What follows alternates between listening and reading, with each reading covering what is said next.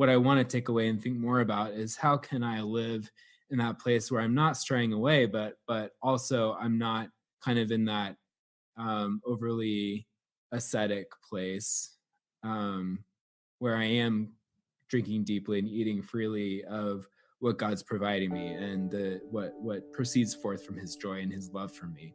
We're taking this topic and the pursuit of purity and the fight against sexual sin very seriously, but we're not being motivated out of fear.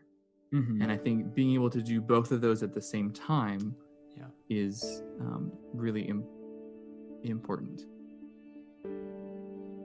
Many years ago, I discovered pornography for the first time, and more than any other experience in my life, it thrilled me and shocked me like nothing I'd ever experienced. My first porn binges would last for hours into the dark night, even to the point where night turned to morning, and I couldn't get enough. More and more is what my heart desired and craved, and more is what I got. I reached a point where one morning after dropping off my grandparents at a church, I walked the neighborhood and my entire body trembling, spasming from this conflicting desire for more and for it to be rid of my system forever. I just wanted to be free of it. I just wanted to pretend like it had never happened. But it had, and there was no taking it back. I often wonder how Jesus would react to the modern age, technology, and shortcuts to intimacy and relationships all around. Pornography just a subset of a greater societal, cultural problem.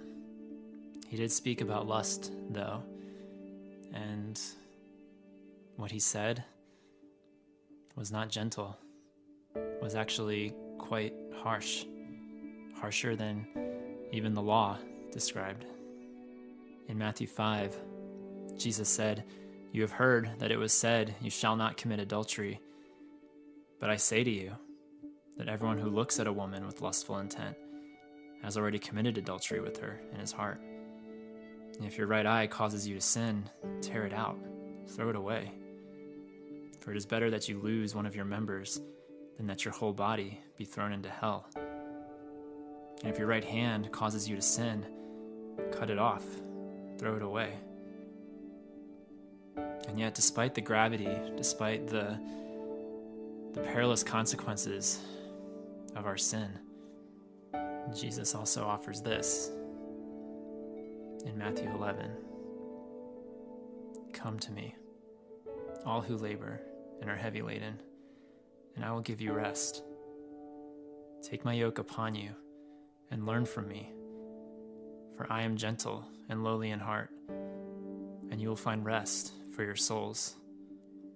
For my yoke is easy and my burden is light." And so, my brothers, in a world that beckons your constant gaze, drains your attention, your fixation, your obsession and objectification, a world full of outlets to deviate from the heart of the Father, may you never lose sight of his heart for you, his heart in you. Despite the failures, despite the shame, you are an image bearer, reflecting the Father's heart. May you enter into his rest today. May you also enter into true community, not a facade, one of real relationships and real men, affirming the beauty and light in others by the same holy light, ever guiding you.